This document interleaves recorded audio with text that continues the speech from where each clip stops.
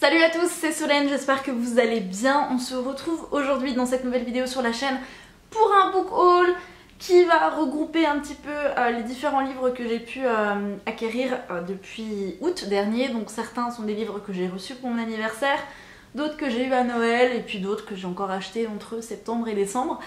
Et il y a aussi surtout, je vais le prendre, c'est un peu mieux, cette chose que je viens de recevoir et je ne sais absolument pas ce que c'est. Alors, vu le format, je pense que c'est un livre, mais alors je ne sais pas de qui ça vient, ni ce que c'est, parce que moi j'ai rien commandé. Donc on va ouvrir ça ensemble, et si c'est pas un livre, bah tant pis. Voilà. Alors, généralement il y a des petits mots. Vengeance, cadeau de Noël, gnark gnark gnark, of course, je t'ai pris mes livres préférés histoire de forcer un peu, héhé. Des bisous de ta copine cancoyote, Nina. Oh, elle est absolument adorable, mais ah mais il y a... Attends. Mais ça, il y a deux messages. Pourquoi il y a deux messages? Un livre doudou et un livre dark fantasy, suivant le mood dans lequel tu te trouves, haha, bonne lecture. Alors... Nina, donc de Nina Quill, c'est la copine cancoyote, tout simplement parce qu'on vient tous les deux de Franche-Comté et on s'est tapé un délire sur le fait qu'on était la team cancoyote. Donc c'est la cancoyote, pour celles et ceux qui ne connaissent pas, c'est un fromage de chez nous qui peut se manger soit froid soit chaud et c'est typiquement franc-comtois en fait, c'est fait avec du méton. Le méton c'est une sorte de lait caillé et vous avez de la cancoyote à l'ail, à l'échalote, enfin vin blanc et tout, et c'est très très bon. Donc si jamais vous en trouvez en supermarché, goûtez, et ça se mange aussi bien froid sur des biscottes ou du pain que chaud avec des patates et de la charcuterie ou des brocolis, donc, donc voilà, donc... Ah oui, il y a deux livres. Tu es complètement folle, Nina. Et... Oh putain, alors j'ai vu que le premier que je voulais, et je le voulais absolument et je l'ai pas encore acheté. Donc le premier c'est Heartstopper de Alice Oseman, c'est le premier tome et j'avais très envie de le lire. Oh, Boy Meets Boy, Boys Become Friends, Boys Fall in Love. Je suis sûre que vous en avez entendu parler et oh mon dieu, mais merci beaucoup, mais fallait tellement pas. Et il est absolument magnifique, il est absolument magnifique. Et le deuxième, c'est presque captif. Le deuxième c'est oh purée, et comme dans le 1000. Je voulais tellement le lire et notamment à cause de toi. Ça fait des années qu'il est dans ma palle, dans ma wishlist. C'est Captive Prince de C.S. Pacat. Je sais pas trop comment ça se dit. C'est le premier tome de la trilogie du Prince Captif. Vous en avez forcément entendu parler si vous avez... si vous suivez Nina ou Iman. Oh là là, merci beaucoup, mais il fallait tellement pas, en fait, il fallait tellement pas, mais c'est juste trop adorable. Tout ça parce que je lui ai envoyé des cadeaux de Noël et que elle en a eu deux pour le prix d'un, si je puis dire, parce que je pensais m'être plantée au début. Je lui ai offert deux romans et sur les deux, je pense, enfin, il y en a un, au dernier moment, Amazon m'a dit que il avait déjà été envoyé, enfin il y avait un truc comme quoi quelqu'un l'avait déjà acheté. J'ai pas compris, du coup j'étais trop dégoûtée qu'elle reçoive le même deux fois pour Noël, donc j'en ai renvoyé un derrière et au final il y a eu, je sais pas, il y a eu un couac et elle ne les avait pas les deux, donc voilà. Mais merci beaucoup, c'est absolument trop adorable. Merci Nina, c'est juste trop chou. Je vais manger, hein. T'es prévenue, je vais manger et je vais te virer ton salaire, voilà. Je sais pas, là comme ça. Hein? Hey. On va continuer avec d'autres cadeaux du coup, enfin concrètement. Voyage, ok. Bah tu me casses pas la gueule, bah dis donc. On poursuit avec un cadeau de Noël qui vient de la part de Jess de Les Passions de Jess. C'est A Curse So Dark and Lonely de Bridget Kemmerer,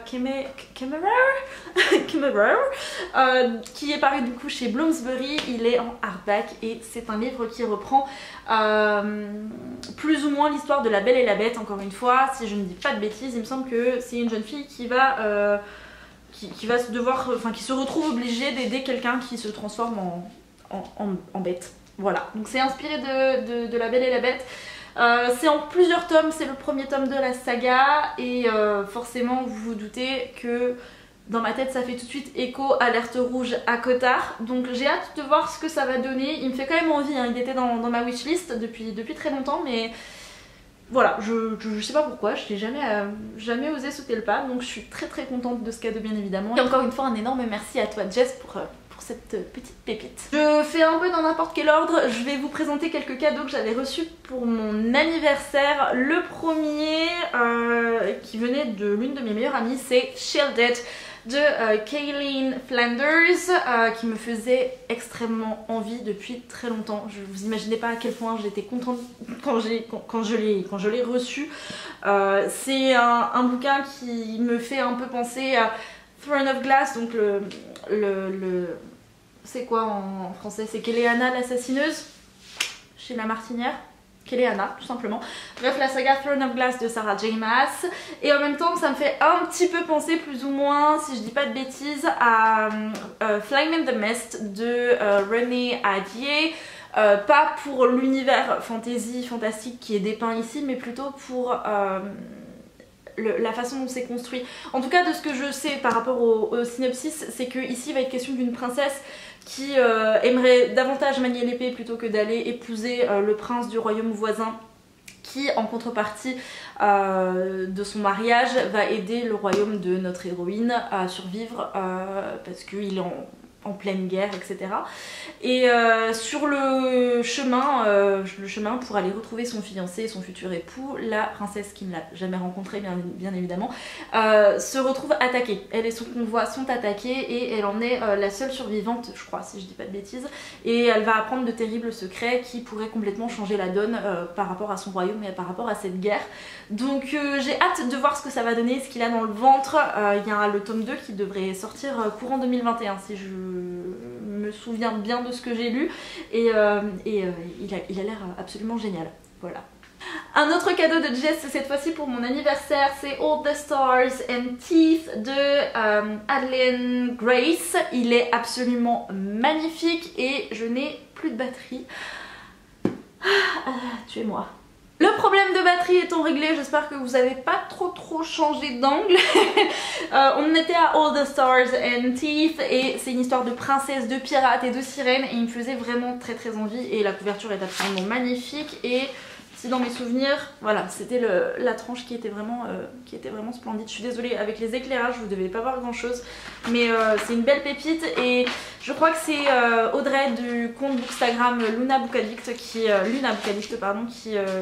l'air de dire que c'était un super bouquin. Donc pareil, il me tarde de le découvrir.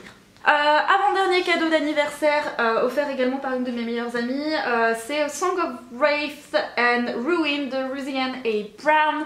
C'est un roman que j'avais mis dans ma wishlist suite au Black Lives Matter et qui me vendait du rêve. La couverture est absolument splendide, l'histoire a l'air absolument chouette, une histoire de malédiction entre une princesse qui pour sauver sa mère fait un pacte avec un démon, avec des forces obscures en fait, et qui doit récupérer le cœur du vainqueur d'un tournoi. Et de l'autre côté on a le potentiel vainqueur qui lui, pour sauver une de ses sœurs qui a été attaquée par un djinn, doit gagner le tournoi, ou enfin il doit faire quelque chose. Et donc du coup les deux protagonistes vont se croiser et vont devoir tuer, s'entretuer, enfin il y a un truc comme ça, mais forcément il y a peut-être une petite romance là-dessous qui se cache. Donc il a l'air absolument génialissime, et c'est de la fantaisie plus orientale, et j'adore cette sous-catégorie de fantaisie en fait. Depuis que j'ai lu Behind the Flame de Hafsa Faizal, dont le tome 2 sort en janvier 2021, qui me tarde de lire parce que ça fait 2 ans que j'attends cette sortie, j'ai hâte de me plonger dans cette histoire qui pareil est le premier tome d'une saga. Et on va terminer avec les cadeaux d'anniversaire avant d'enchaîner avec d'autres livres, avec Kimi. Donc encore une fois un énorme merci à toi Kimi, qui m'a ramené pour mon anniversaire. On s'est rencontrés peu de temps après mon anniversaire parce qu'on a réalisé qu'on n'habitait pas très loin l'une de l'autre. Bref, et Kimi, on s'est rencontrés pour mon anniversaire. Elle m'a apporté La Muse des Cauchemars, donc le tome 2 du Faiseur de Rêves, c'est de Laini Taylor, puisque j'avais enfin acheté quelques jours avant le Faiseur de Rêves, que j'avais enfin trouvé en librairie après moult tentatives, qui étaient restées infructueuses, hein. on va dire ça comme ça. Et du coup elle m'a ramené La Muse des cauchemars et j'ai toujours pas commencé Le Faiseur de rêves parce qu'il me fait très peur. Mais un énorme merci à toi Kimi, puisque cette fois-ci je n'ai plus d'excuses pour me lancer dans la saga. On enchaîne avec un roman que je n'ai pas encore lu mais qui est au programme pour ce début d'année 2021. Il s'agit de la suite de Serpent and Dove de Shelby Myrin. J'ai lu le premier tome pour le mois de la fantasy en mai dernier. Challenge littéraire qui est organisé par Steph de la chaîne Piketty Booking si jamais ça t'intéresse. Et Blood and Honey est le second tome. Le troisième tome doit sortir en 2021 et j'avais surkiffé le premier tome. C'est une histoire un peu enemies to lovers où il est question de sorcières, de chasseurs de sorcières, donc voilà, je t'en dirai pas plus. Si jamais tu lis en VO, c'est un livre, enfin c'est une saga, il faut absolument qu'elle soit traduite en français. Et pardon, c'est pas le moment de t'étouffer la vieille. Quoi qu'il en soit, vraiment c'est une saga que je vous recommande si vous lisez en VO, elle est absolument dingue. Enfin c'est une intrigue qui est vraiment très chouette et j'ai hâte de savoir ce qui se passe dans ce tome 2, même si je pense que mon petit cœur ne survivra pas. Voilà. On enchaîne avec une trouvaille que j'ai faite sur Vinted, donc c'est The Beholder de Anna Bright. Je l'avais vu, il était dans ma wishlist depuis très longtemps, mais j'ai trouvé 2 cases sur Vinted et en plus c'est l'édition Fairy Loot, donc c'est l'édition collector avec les pages qui sont rosées et il est dédicacé, si je ne dis pas de bêtises, peut-être pas si il est dédicacé, voilà. J'avais pas pu avoir la box littéraire puisque peut-être que vous êtes au courant, Fairy Loot, ils ont eu pas mal de soucis l'année dernière, depuis le confinement d'ailleurs, concernant les envois de box et les nouvelles personnes qui voulaient acheter des box et qui voulaient s'inscrire tout simplement pour prendre un abonnement. Je pense qu'ils ont été victimes de leur succès et ils ont pris énormément de retard et il y a beaucoup de box qui me sont passées sous le nez puisque moi je n'avais pas d'abonnement. J'ai pu simplement avoir la box du mois de mai dernier et qui avait été très chouette et j'étais trop contente de tomber sur cette petite pépite. C'est la réécriture de plusieurs contes de fées qui se croisent et en fait on a une héroïne qui va rencontrer différents princes. Enfin voilà, c'est un truc qui a l'air plutôt chouette. C'est une saga, je crois que c'est une trilogie si je dis pas de bêtises et j'aime trop et j'ai hâte de me plonger dans cet univers. Non mais tu veux te buter toi ou ça se passe comment? Faut pas qu'il tombe hein. Il a pas intérêt à tomber. On enchaîne avec le roman d'une autrice que j'apprécie beaucoup, mais suite à mes récentes lectures, je pense que c'est devenu l'une de mes autrices préférées. Il s'agit de... En fait là, le respect il est mort. Hop, on va te mettre comme ça, hein, voilà. Donc il s'agit de Jennifer L. Armentrout qui a écrit de nombreuses sagas, Lux, Covenant et qui a sorti du coup... qui sort plusieurs séries et récemment elle a sorti, enfin il y a une de ces séries qui est parue en français, c'est The Dark Elements. Donc celle-ci de saga, c'est la saga Storm and Fury, c'est The Heartbringer si je dis pas de bêtises. C'est une histoire de gargouille. De gargouille. C'est bien la nana qui vient de Franche-Comté hein. Ouais c'est ça, c'est The Harbinger. Il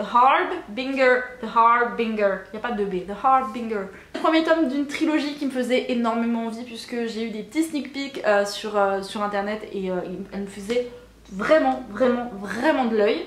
Et on va continuer dans cette lancée Jennifer L. Armentrout parce que j'en ai encore 2 autres à vous présenter. Je ne pouvais pas passer à côté, je me suis retenue pendant longtemps mais là j'ai littéralement craqué en fait et donc j'ai acheté le premier tome de la saga Dark Elements mais en VO cette fois. Elle est parue en français chez J'ai lu et donc ici c'est White Hot Kiss, The Dark Elements et c'est effectivement le premier tome de cette trilogie qui me fait terriblement envie et qui a l'air absolument incroyable. On termine la partie Jennifer L. Armentrout avec mon coup de cœur de l'année 2020 qui pour moi équivaut, franchement cette saga c'est un tel point, mais je suis tellement amoureuse des personnages, de l'univers que je la place au même, pareil, enfin j'arrive même pas à parler, je la place au même niveau que ACOTAR.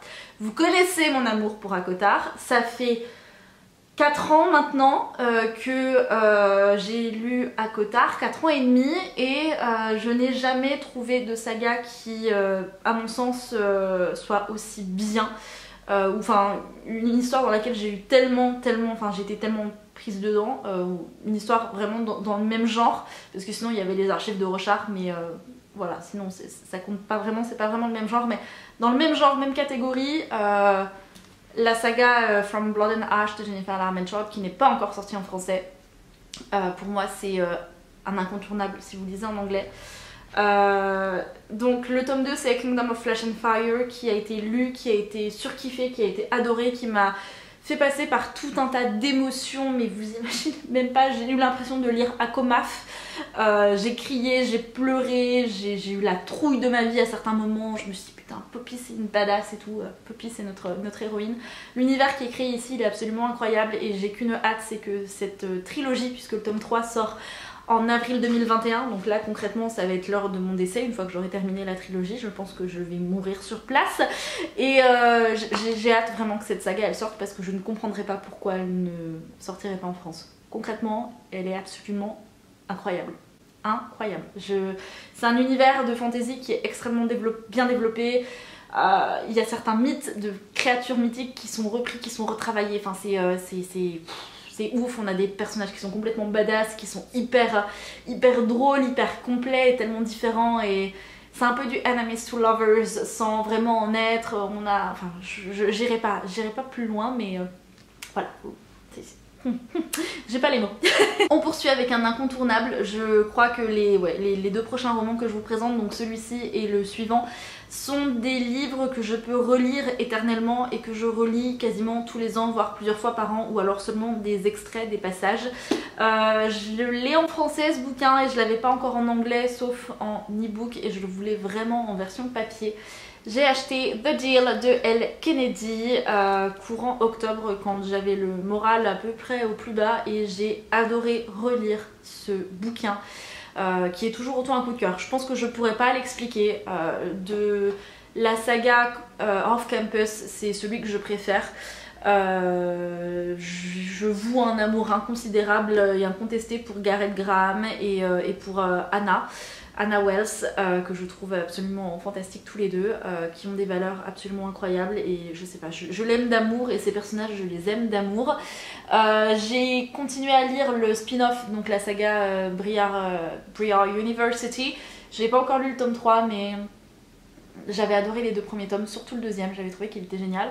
Et là, The Deal reste un de mes chouchous, vraiment, que je place dans mon top romance en fait. Donc je l'ai enfin en papier, et il est tout floppy, et c'est trop agréable de le toucher, de le feuilleter, de le lire, c'était trop bien, voilà.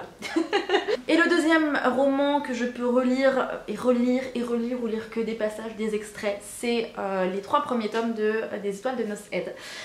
Donc là c'est le tome 3 version illustrée, donc Accomplissement, c'est paru chez Rebelle, sauf que en fait, je sais pas, je vais vous montrer les deux autres, ils sont juste là, voilà.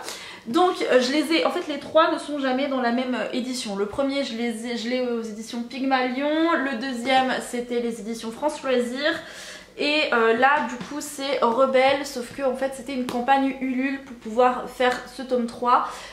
Donc j'ai participé à la campagne pour recevoir ce bouquin, et je suis hyper contente. Alors il n'est pas vraiment du même format que les deux autres, mais c'est pas le plus gênant.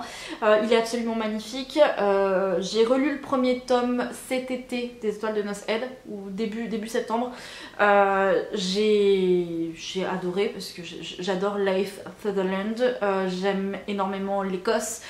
C'est un des pays qui me fait le plus rêver, et je trouve que Sophie Jomain nous embarque là-dedans dans une épopée absolument incroyable. Et je suis trop contente. Donc la version illustrée, je vais vous montrer celle du premier, je vais vous en montrer un petit peu. Enfin il est absolument magnifique. Je vais essayer de vous choper Anna quand même, ça pourrait être... hop là, Anna et Leif qui sont magnifiques. Dans le tome 2, ils sont vraiment des objets livres qui sont splendides. Celle-ci, il faut que je vous la montre. Hop là. Enfin, voilà, vous avez vraiment des images qui sont absolument incroyables. Regardez-moi ça. Voilà, je meurs d'amour, et j'ai qu'une envie là, c'est de les relire. Cœur. voilà. Et puis du coup ce tome 3 qui est absolument magnifique aussi. Il faudrait que je vous en trouve un autre qui vous spoile pas trop non plus. Ah, cette image là elle est absolument magnifique, hein. C'est Anna et sa grand-mère. Donc bref, c'est une saga qui m'est très très chère et que pareil, je ne pourrais pas vous l'expliquer. Je suis tombée amoureuse des personnages quand je l'ai découverte, cette saga, et depuis je ne les lâche plus et je ne peux pas les lâcher. Donc il était évident pour moi de participer à la campagne Ulule pour le tome 3 illustré. Promis, c'est bientôt terminé. Il me reste celui-ci et 2 autres livres à vous présenter si je ne dis pas de bêtises. Alors celui-ci je l'ai reçu, c'est un cadeau de Noël en fait finalement, que j'ai reçu de la part d'une amie qui est aussi une collègue, puisque on a fait un Père Noël secret comme tous les ans, et cette année on a rajouté des petits trucs en plus, et j'ai eu comme cadeau la version collector de The Princess Bride de William Goldman. Donc je n'ai jamais vu le film et je n'ai jamais lu le livre, j'en ai entendu parler. Je sais que c'est un incontournable et qu'il est absolument génial, et j'ai très très envie de le lire. Autant vous dire que quand j'ai ouvert le paquet, j'ai littéralement hurlé en salle des profs. Voilà, il est splendide, et cette fois-ci je n'ai plus aucune excuse, j'ai hâte de pouvoir le lire, le découvrir et ensuite regarder le film, parce que je sais que c'est un film culte, ouais, c'est un film culte. C'est un film culte qui est incontournable, et c'est une histoire qui est absolument géniale en fait. Donc j'ai vraiment hâte de me plonger dans ce roman, et en plus cette édition est absolument magnifique. Et enfin on va terminer avec ma lecture en cours et un autre livre que j'ai acheté dans la même maison d'édition, je ne pouvais pas passer à côté. Donc ma lecture en cours, c'est Le Royaume assassiné de Alexandra Christo, c'est paru chez De Saxus et je l'ai pris en version hardback. C'est en anglais To Kill a Kingdom, qui me faisait très envie depuis très longtemps, et quand j'ai vu qu'il sortait en français et que je suis tombée dessus en librairie pendant les vacances de décembre, là j'ai craqué littéralement, j'ai pas réfléchi, je l'ai pris. En plus il est en hardback, il est absolument magnifique. Et ensuite je suis tombée sur The Bone Season, toujours chez De Saxus, pareil en hardback, et pareil c'est un livre qui faisait envie depuis très longtemps, et à défaut d'avoir trouvé Nevernight de Jay Kristoff, qui sera promis je pense dans un de mes prochains book hauls, parce que Nina m'a donné très très envie de le lire. Voilà, j'ai acheté The Bone Season de Samantha Shannon, qui est l'autrice du Prieuré de l'Oranger, qui est dans ma palle et que je n'ai toujours pas lu parce que je l'ai en VO, que j'ai très peur de l'abîmer parce que je l'ai pas en hardback, je l'ai en paperback, et il me fait très peur. Voilà, parce que ce sont des belles bricasses, et mais bref, quoi qu'il en soit, je suis très contente, et De Saxus font vraiment un travail éditorial de fou furieux, et je me dis enfin une maison d'édition qui a tout compris, et là je pense avoir deviné leur prochaine parution pour le mois de février ou mars, donc va falloir que je me l'achète aussi, et peut-être en VO celui-ci, mais voilà. Quoi qu'il en soit, c'était mes derniers achats. J'en ai terminé avec cette vidéo, j'espère qu'elle vous aura plu. Je vous dis à bientôt sur la chaîne, et puis je vous dis à la prochaine. Je vous souhaite de très bonnes lectures, prenez soin de vous. Ciao!